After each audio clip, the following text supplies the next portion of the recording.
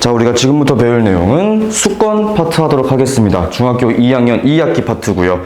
제 책으로 78페이지 한번 시작을 해보도록 할게요. 자, 우리가 지금부터 배울 내용은 수권이에요. 수권. 자, 단어 그대로 해석하시면 돼요. 수권. 물수 이야기하는 거겠죠. 지구에 존재하는 여러 가지 권들 중에 물에 해당하는 내용들입니다. 중학교 1학년 때 직권 배웠지. 뭐 돌멩이도 배웠었고, 광물도 배웠었고, 지각 변동 같은 것도 배웠었고. 그쵸? 그 다음 이제 2학년 때는 어떤 권에 대해서 배웠냐면 따지고 보면 외권이었죠. 그쵸? 뭐 태양계 배웠었고, 자전공전 그런 거 배웠었고. 그래서 지금 2학년 2학기 때는 수권에 대해서 공부를 할 것이다. 지구에 있는 물, 대표적으로 뭐가 있겠습니까? 바다 같은 것들. 그쵸? 바다나 또 뭐 있겠어? 호수, 강, 뭐 이러한 친구들. 그냥 지구에 존재하는 여러 물들이라고 생각하시면 편할 것 같아요. 오케이?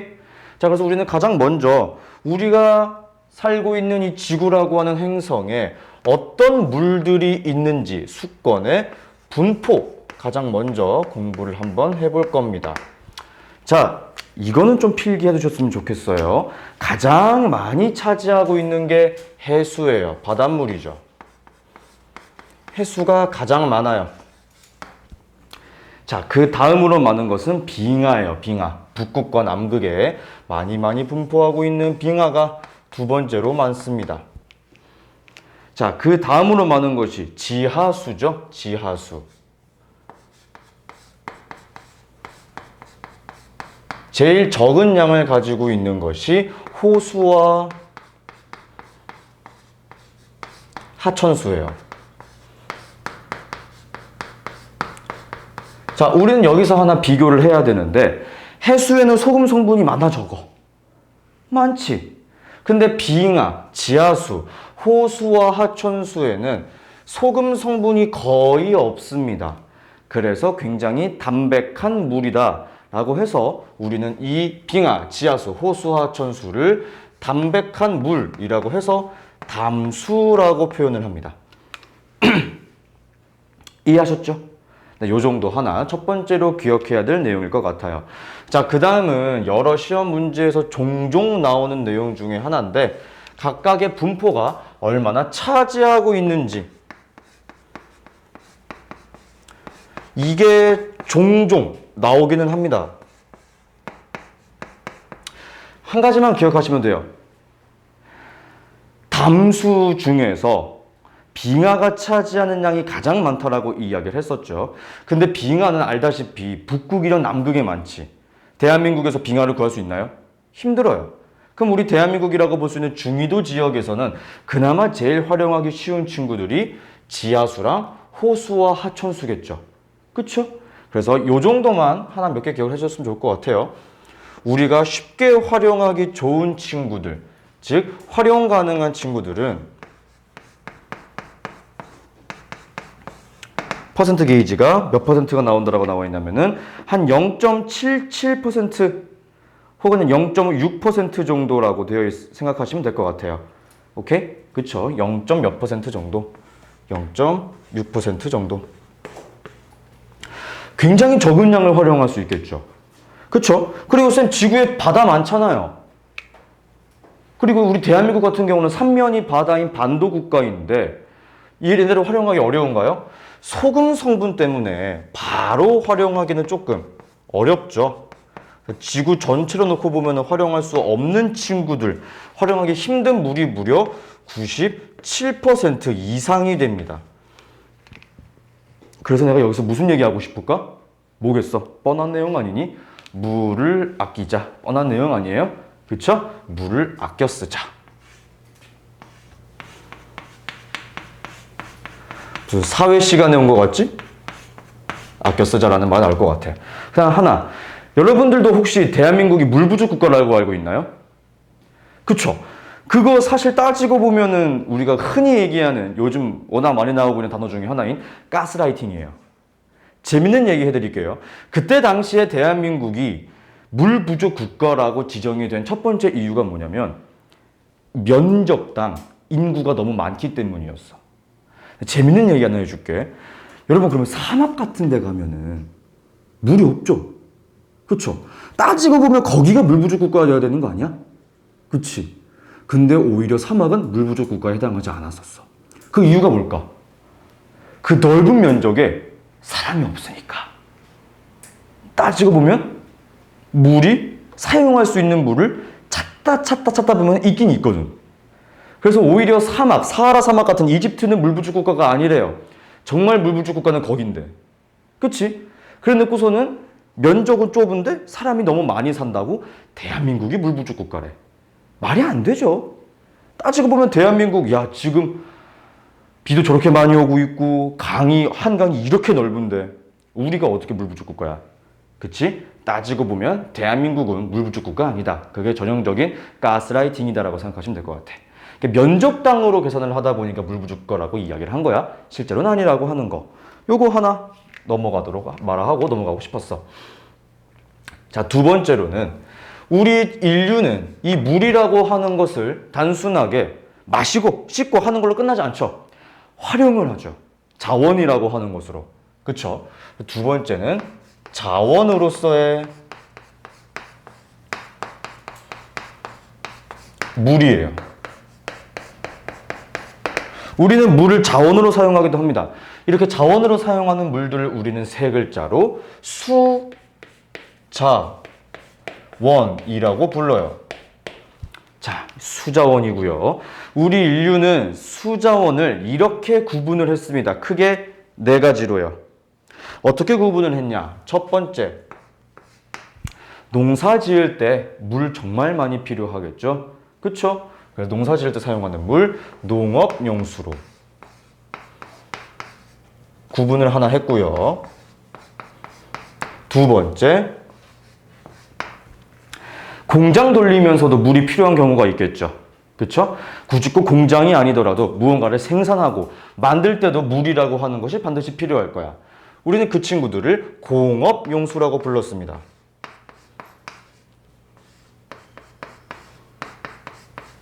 자, 세 번째로는 여러분 아침 다 씻고 왔죠? 그쵸? 씻고, 마시고, 뭐 설거지하고 우리가 생활할 때 사용할 수 있는 물들, 우린 그래서 생활용수라고 이야기를 해요.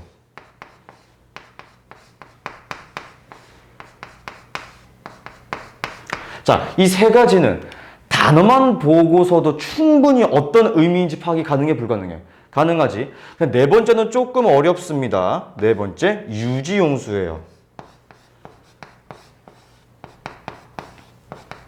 자, 이거는 살짝 표시 혹은 필기 조금만 해주셨으면 좋겠어요.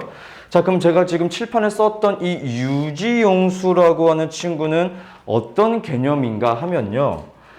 우리 대한민국에는 강들이 굉장히 많이 있습니다. 대부분 태백산맥에서 시작한 그 물줄기가 여러 강들과 하천과 만나서 점점점 커지죠.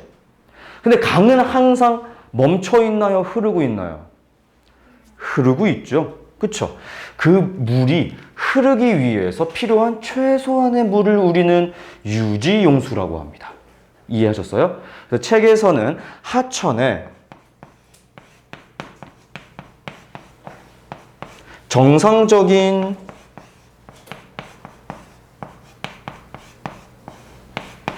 기능을 위해 필요한 물이라고 이야기를 하는데 이 하천이 정상적인 기능을 한다라는 게 뭔지 모르니까 쉽게 이야기해드리게 되면은 물이 흐르기 위해서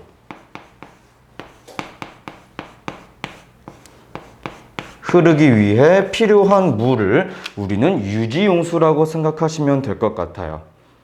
이해하셨습니까? 간단하게 이렇게 생각하면 될 것 같아. 자, 그러면 뭐 전 세계적으로는 지역마다 조금씩 다를 거니까 모를 수 있겠어.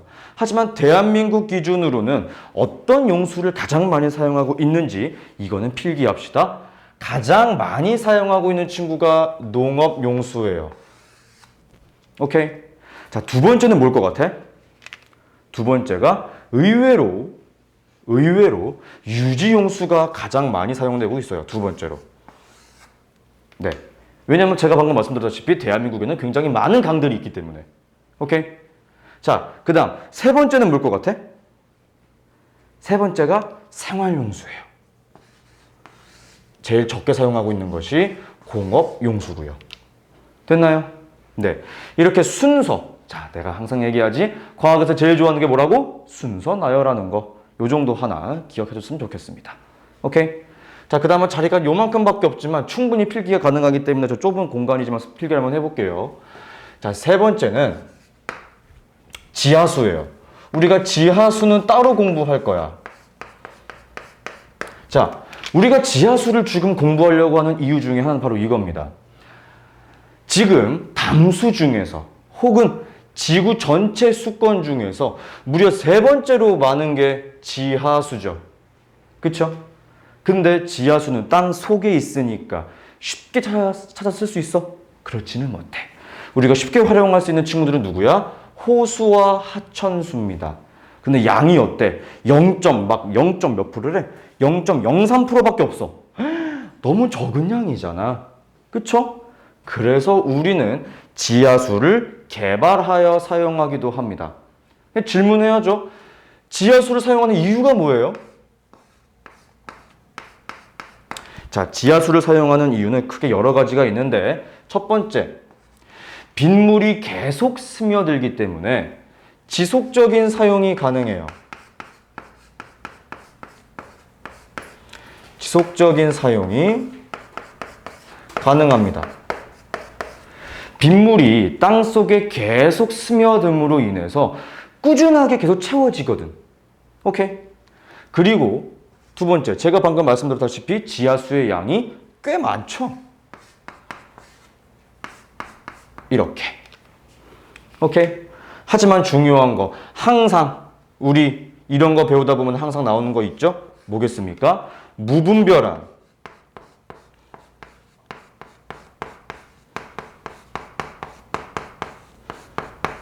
개발은 안 된다. 요 정도는 우리 머릿속에 넣어야 될 것 같아요. 자, 그 다음은 수자원의 확보 방안, 뭐 댐도 건설하고 뭐 빗물을 모으기도 하고 하는 식의 시험 문제 너무나 당연히 나올 수 있을 것이다 라고 생각을 합니다. 요 정도 해야 될 것 같아요. 끝이야. 자, 다음 페이지 넘어가시게 되면은 해수의 온도부터 시작을 한번 해보도록 할게요. 자, 이제부터 진짜 과학적인 내용들을 배운다라고 생각하시면 돼요. 지금까지는 그냥 사회였죠? 따지고 보면 한국지리 내용과 다를 게 없었어요. 자, 그래서 진짜 과학적인 내용들 한번 공부를 해볼 건데 가장 먼저 우리가 공부할 내용은 해수의 온도입니다.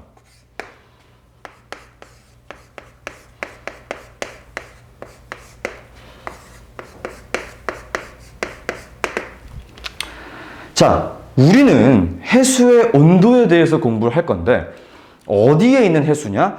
제일 위에 있는 표층, 우리가 눈으로 볼 수 있는 그 표층 수온부터 공부를 한번 해볼 거예요. 어디 수온? 표층 수온부터 공부를 할 것이다.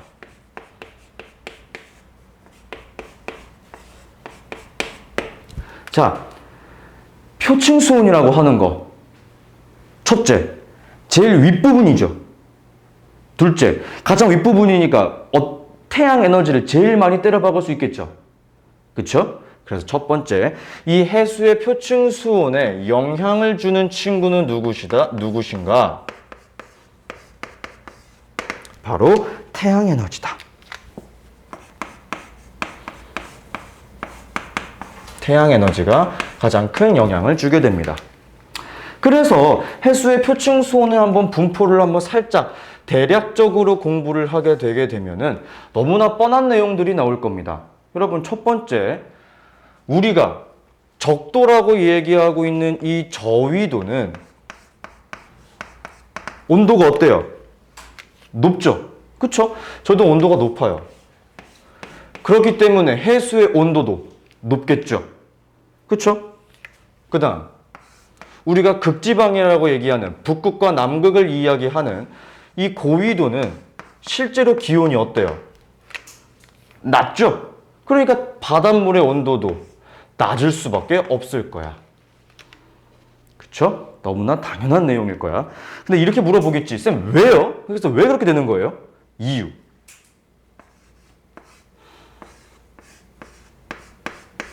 자, 그림으로 설명하면 조금 편해지긴 하는데, 볼게요.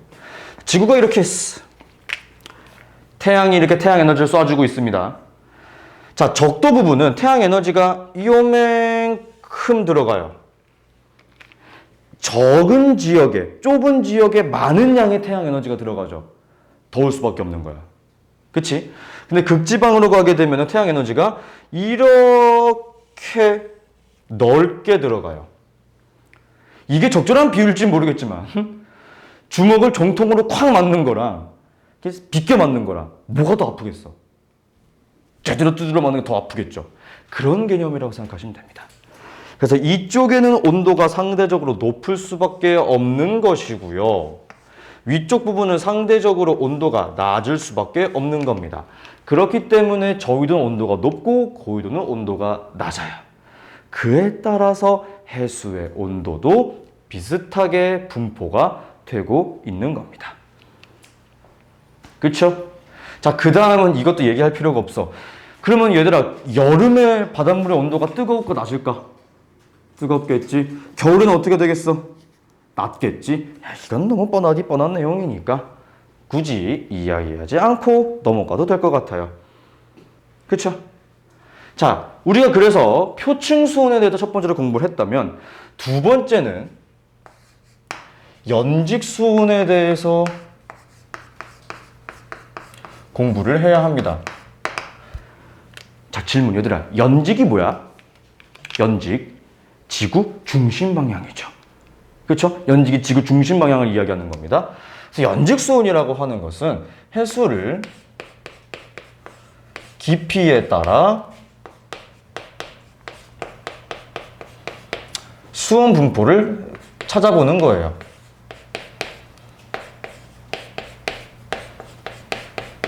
오케이? 자, 그림으로 설명해 드릴게요.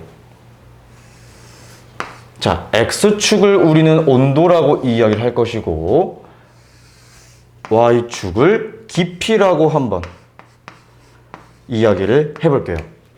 자, 온도 분포가 어떻게 그려지게 되는 것인가?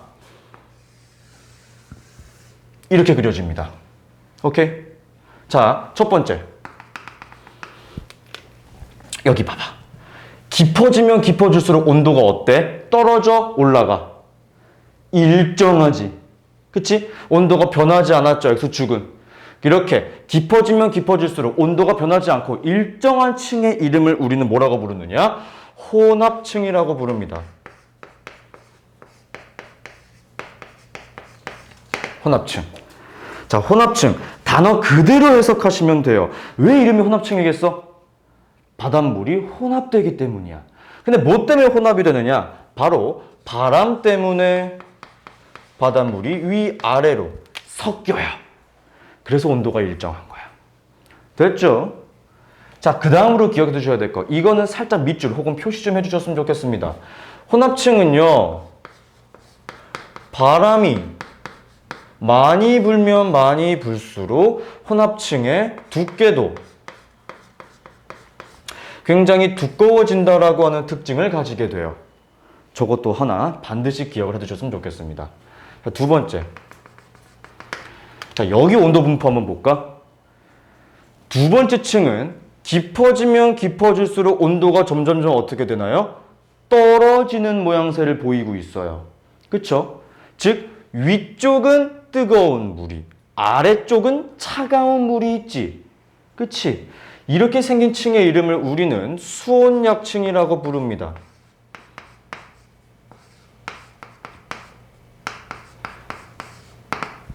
자, 저 수온약층이라고 하는 곳은요, 우선 뜨거운 물이 위에 있고 차가운 물이 아래에 있어. 즉, 우리 대류현상 생각 한번 해보자. 대류현상이라는 것 자체가 뜨거운 물이 위로 올라가고 차가운 물이 아래로 내려오는 거지. 근데 이미 가 있지. 그러니까 대류현상이 일어날까 안 일어날까? 잘 일어나지 않아요. 그래서 여기서는 연직 순환이 거의 일어나지 않습니다. 그렇기 때문에 위에 있는 층과 아래층에 있는 물질 교환을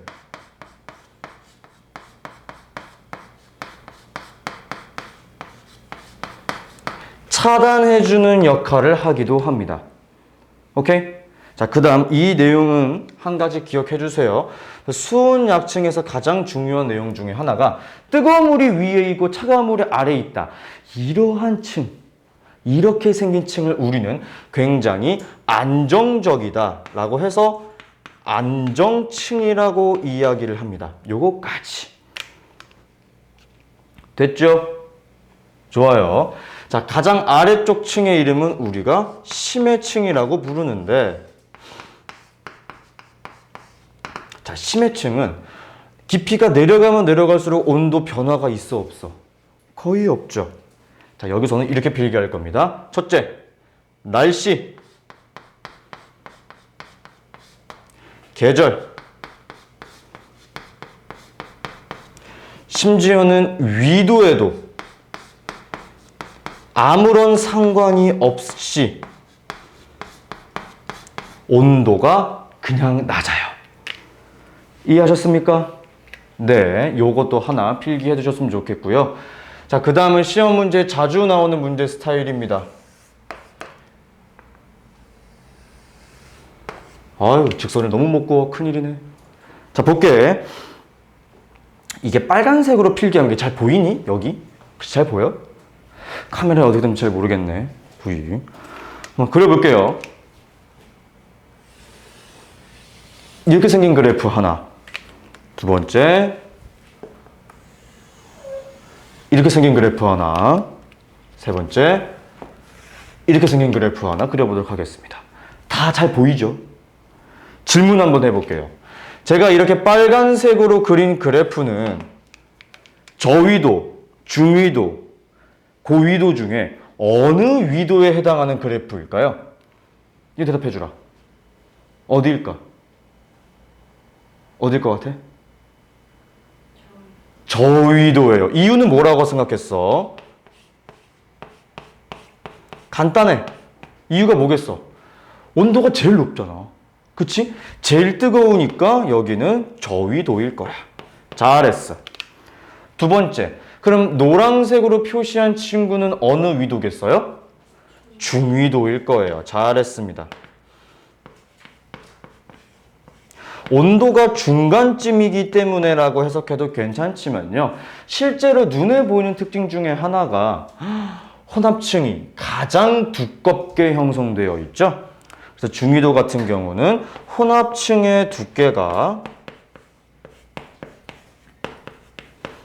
가장 두껍습니다. 요 정도. 자, 그 다음 세 번째. 마지막은 누가 봐도 고위도겠죠? 이유는 온도가 가장 낮으니까요. 근데 여러분, 질문 한번 해볼게. 저위도, 중위도, 고위도 중에 혼합층의 두께가 가장 두꺼운 곳은 어디일까요? 중위도. 수온약층이 가장 두꺼운 곳은 어디일까요? 좋아요. 심해층이 가장 두꺼운 곳은 어디일까요? 애매하죠. 왜냐? 얘 때문에. 그럼 내가 반대로 물어볼게. 얘는 혼합층이 어디서부터 어디까지야? 수온약층은? 심해층은? 모르겠지. 그래서 얘는요, 우리가 방금 공부했던 혼합층, 수온약층, 심해층을 아예 그냥 구분하지 않습니다. 이거 기억해 두세요. 구분하지 않아요. 오케이? 저것도 하나 머릿속에 넣어 두셨으면 좋겠습니다. 됐죠? 좋아요. 자, 그 다음 페이지 넘어가시게 되면은 84페이지에 해수의 층상 구조에 대한 실험 문제가 나와 있습니다. 실험 문제가 나와 있어요. 자, 거기서 제가 말씀드리고 싶은 것은 여기다가 살짝만 한번 적어보도록 할 거야. 하나만 기억하면 돼. 얘들아, 선풍기가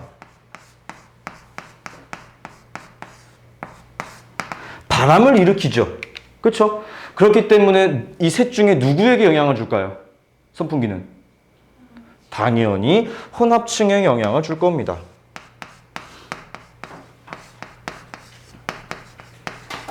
요거는 굳이 이야기할 것도 딱히 없겠죠.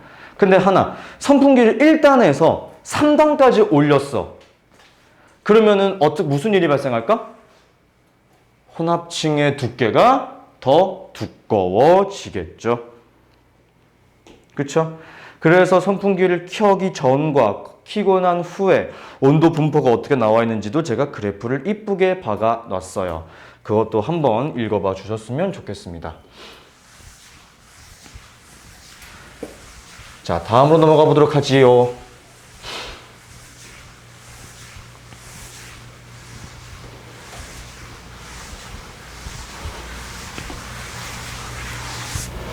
자, 다음은 염분이라고 하는 친구야. 이게 가장 어렵습니다, 여러분. 여러분들이 오늘 배울 내용 중에서 가장 조금 복잡한 내용이 아닐까 싶어요. 천천히 생각하시면 됩니다. 근데 염류부터 가도록 할게요. 자, 염류라고 하는 것은 바닷물 속에 녹아있는, 쉽게 얘기해 줄게, 소금 성분을 이야기합니다. 자, 생각해봐.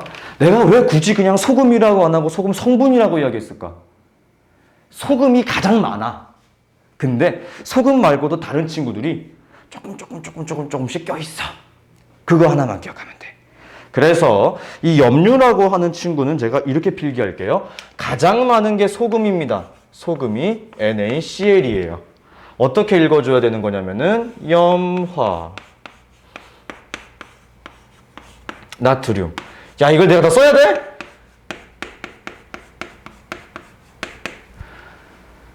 그냥 쓰자. 쓸게. 자, 두 번째로 많은 게 뭐냐면요. 염화 마그네슘이에요. MgCl2죠.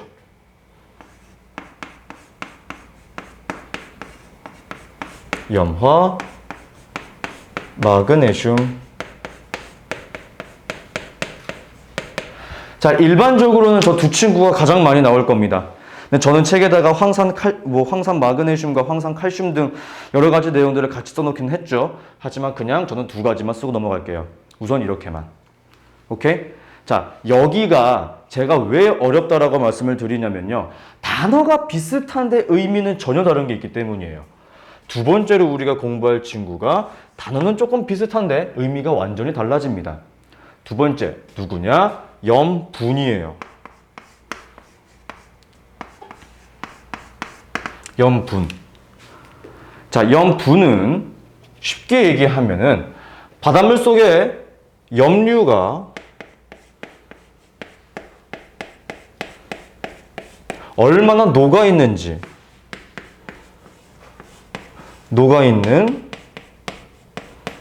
정도를 이야기합니다. 오케이? 요거 하나 알아두셨으면 좋겠고요. 그러면 정확한 사전적 정의 한번 이야기해 보도록 할게요. 염분이 의미하는 바는 무엇인고 하면 그렇게 어렵진 않아요. 이렇게 생각하시면 됩니다. 자, 첫 번째, 기준 중요해요. 자, 해수가 얼마가 기준이야? 1kg. 알지? 1kg이면 몇 g이야? 1000g이죠. 야, 이거 가르치는데 지금도 기억나. 이 영상을 보고 쓸지 모르겠지만 제가 다른 지역에서 강의를 하고 있었을 때 친구들끼리 6명이었거든. 친구가 물어봐. 야, 1kg이면 몇 g이지? 근데 친구 장난으로 그것도 모르냐? 1000g이잖아. 아, 1000g이구나. 쌤, 이게 답이 왜 안 나와요? 왜 옆에 있던 다른 애가 넌 그걸 진짜 속냐? 100g이잖아. 이 바보야. 그래서 그지? 어쩐지 답이 안 나오더라. 100g으로 막 풀어. 쌤, 숫자가 뭐가 이상한데요? 1000g이죠. 그 K라고 하는 게 붙으면 다 1000인 거예요. 그래서 1kg은 1000g, 1km는 1000m죠. 요런 거 하나. 자, 좋아요. 해수 1kg 속에 녹아있는 염류의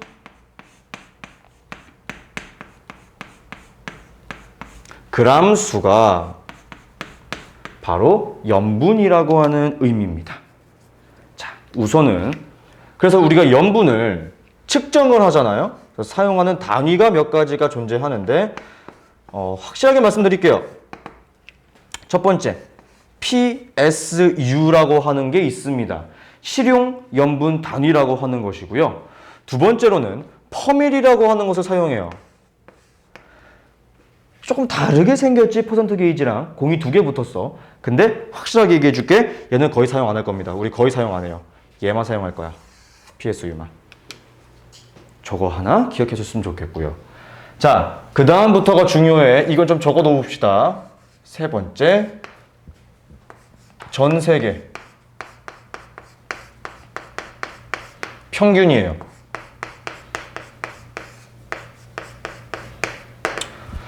우리 전 지구적으로 바다에 존재하는 염분은 어느 정도이냐? 35 PSU입니다. 결국에 여러분, 그럼 대답 한번 해볼게요. 해수 1kg 속에 전 세계 평균은 염류가 몇 그램 녹아 있는 거예요? 35g 녹아 있는 거죠. 그쵸? 그래서 여기가 중요합니다. 자, 저거 쓸 거예요, 칠판에. 이 35 PSU가 의미하는 바는요, 해수 1kg에 염류가 35g 있다는 소리가 될 거예요. 그것이 바로 PSU의 의미니까요. 그쵸? 자, 다른 해석 방법도 중요할 겁니다. 그럼 얘들아, 질문 한번 해보자. 이 해수라고 하는 곳 안에 염류가 포함되어 있는 거지.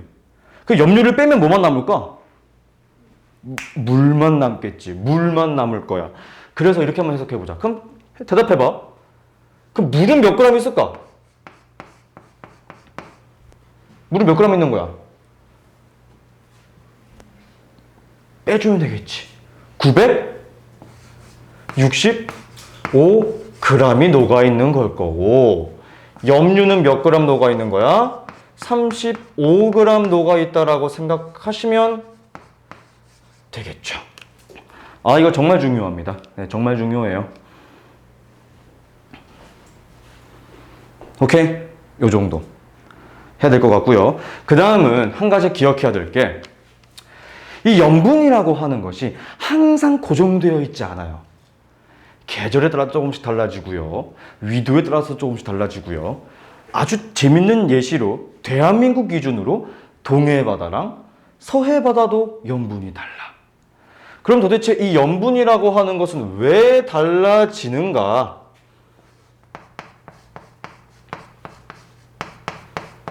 염분의 변화. 자, 염분이 변화되는 요인은 크게 세 가지가 존재합니다. 첫 번째, 강수량과 증발량에 따라서도 염분이 달라져요. 당연한 내용이겠죠? 두 번째는 소금 성분이 없는 물, 담백한 물, 우리 두 글자를 뭐라고 불렀어? 담수라고 불렀죠. 그리고 세 번째, 얘들아, 빙하는 담수야, 해수야? 방금 했는데 빙하는 담수였어. 즉, 빙하가 얼어버리는 결빙과 빙하가 녹아버리는 해빙에 따라서도 염분이 변화합니다. 자, 그러면 어떻게 변화하는지 한번 말해 보도록 할게요. 첫 번째, 염분이 높아지는 겁니다. 얘들아, 염분이 높아지는 것은 어떻게 해석하면 돼? 짜지는 거야? 싱거워지는 거야? 짜지는 거죠? 그렇죠. 짜다.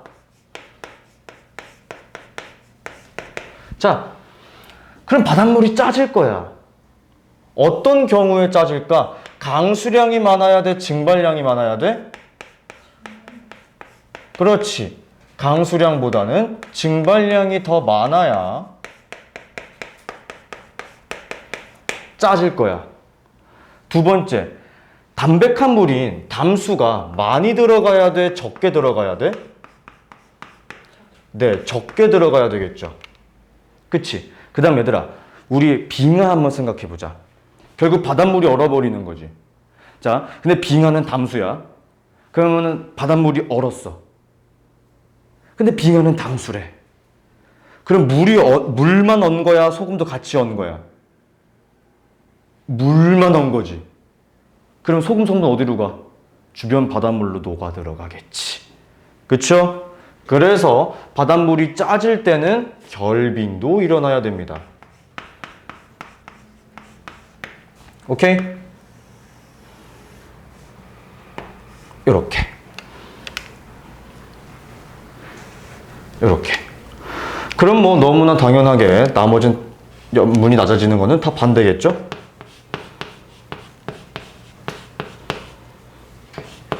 염분이 낮다는 것은 싱겁다. 자, 싱거워지려면은 강수량이 증발량보다 더 많아야 하고 담수의 유입은 많아야 하며 그 다음 빙하가 녹아야 되겠죠. 해빙. 이렇게 정리할 수 있을 것 같습니다. 됐죠? 요거 필기해 주셨으면 좋겠고, 자, 왼쪽만 한번 지운 다음에 이번에 우리가 할 것은요. 자, 이거는 설명할 게 조금 많습니다. 사실 이렇게 길게 설명할 게 아니기는 한데 간단하게 한번 이야기를 해보도록 할게요. 3번이죠. 위도별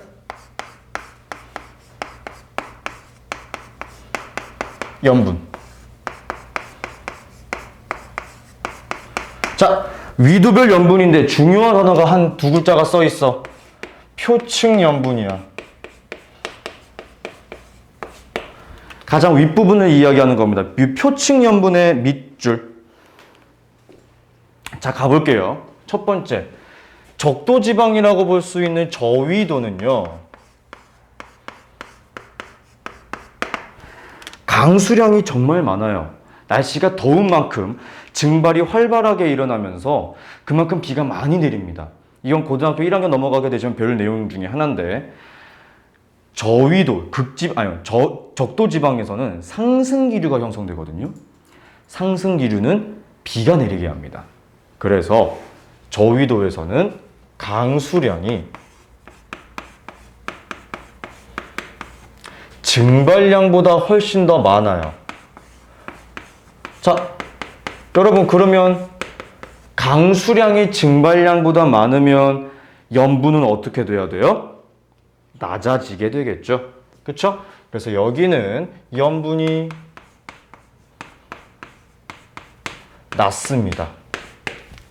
그 다음, 우리가 살고 있는 중위도 지방 한번 생각해 볼게요.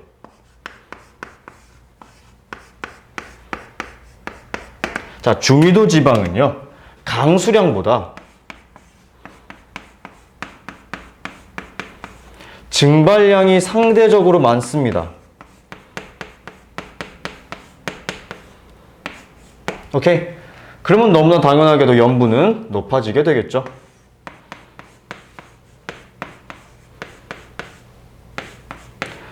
자, 세 번째가 제일 중요해.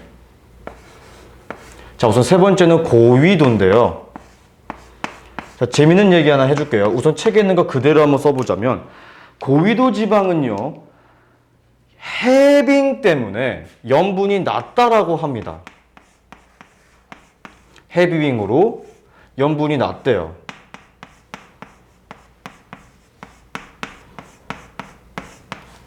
질문할게.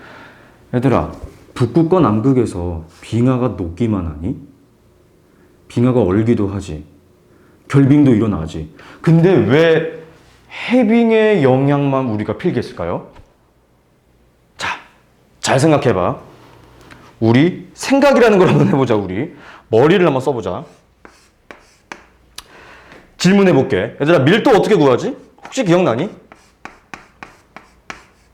밀도? 우리 이 바로 전단원에서 배웠었어. 너무 오래됐지, 그치? 밀도는 부피분의 질량이에요.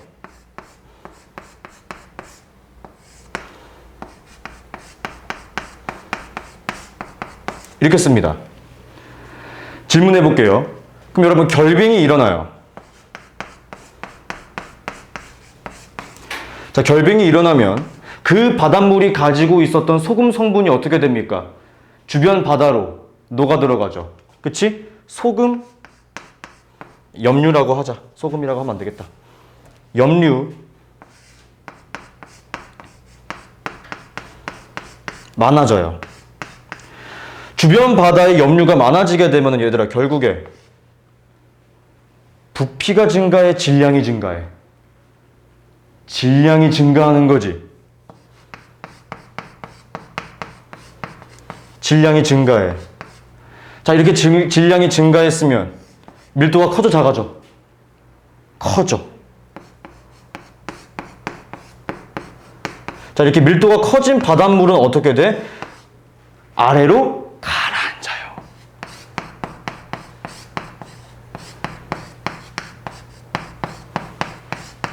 그래서 결빙 때문에 소금이 많이 녹은 바닷물들은 아래로 가라앉아 버렸어. 근데 우리가 지금 어디 염분만 측정하고 있어? 표층 염분만 측정하고 있죠.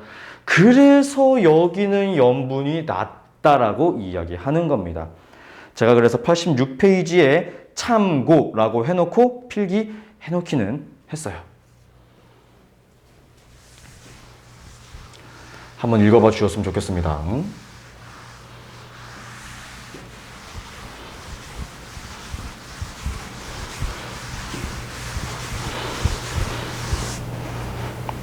자, 그 다음 이번에는 우리가 살고 있는 대한민국 한번 이야기해 볼게요.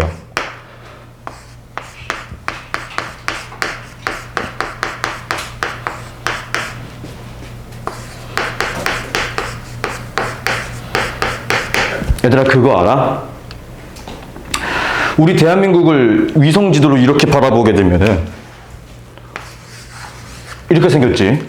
누가 봐도 대한민국이지. 그치? 되게 땅콩처럼 그려버렸네. 이렇게 생겼지. 대한민국을 제주도 남해 바닷물에서 눈만 이렇게 내놓고 멀리서 이렇게 바라보면 어떻게 되냐면요, 우리 대한민국이 약간 이렇게 생겼어요. 오른쪽에 태백산맥이 존재하므로 동해바다 쪽은 조금 가파르게 뚝 떨어지게 되고요, 서해나 남해 쪽으로 이렇게 완만하게 형성이 되어 있어요. 이해하셨죠? 왜냐면 여기 이렇게 태백산맥이 이렇게 쫙, 태백산맥이 이렇게 있잖아. 그치? 그치? 그래서 무슨 일이 발생하냐면요, 대한민국에 존재하는 많은 강들이 싹 다 혹은 대부분이 서해랑 남해로 흘러요. 오케이? 근데 강물은 담수야, 해수야? 담수야. 담수가 더 어디로 간다고? 서해랑 남해로. 그래서 우리는 이렇게 정리를 해야 돼요. 서해를 우리는 황해라고도 부르죠. 여러분, 그 황해는 담수의 유입이 많아요, 적어요? 많아요. 그러면 염분이 상대적으로 어때야 될까요? 낮아야 되겠죠. 오케이. 그러면 상대적으로 대한민국 기준으로 담수가 많이 유입되지 않는 동해는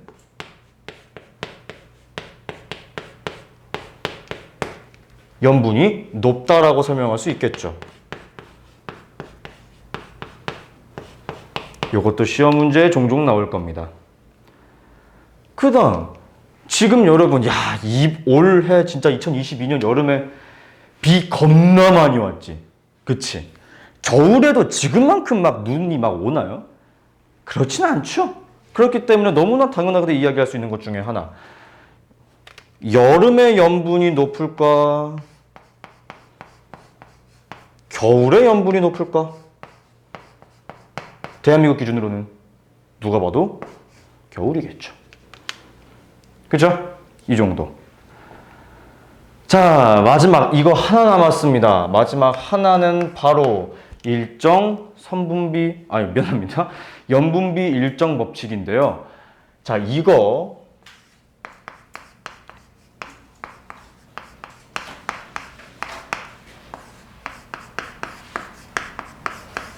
우선 법칙이라고 이야기하고 있죠. 항상 일정하다라는 소리고 항상 성립한다라는 소리입니다. 그럼 도대체 이게 무엇이냐면요. 우리 지구의 역사가 그래도 한 45억 년, 46억 년 가까이 됩니다. 그죠? 바다가 생성된 지도 그 지구의 나이랑 비슷비슷할 거야. 그치? 그 바다가 이 긴 기간 동안 가만히 머물러 있냐? 그게 아니잖아. 돌고, 비 맞고, 막 위아래로 순환하고, 위로 갔다가, 아래로 갔다가, 거기도 갔다, 저기도 갔다, 왔다 갔다 하겠지. 그 과정에서 무슨 일이 발생했느냐? 조금 길게 쓸 겁니다. 염분은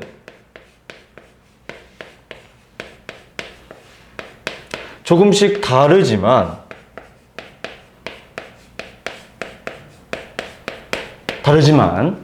그 속에 녹아있는 염류의 비율은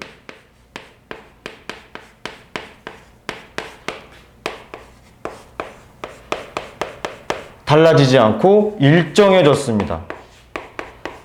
무슨 소리냐? 이거예요, 여러분. 동해랑 황해랑 분명 염분이 다르죠? 동해가 더 짜고 황해가 더 싱거워요.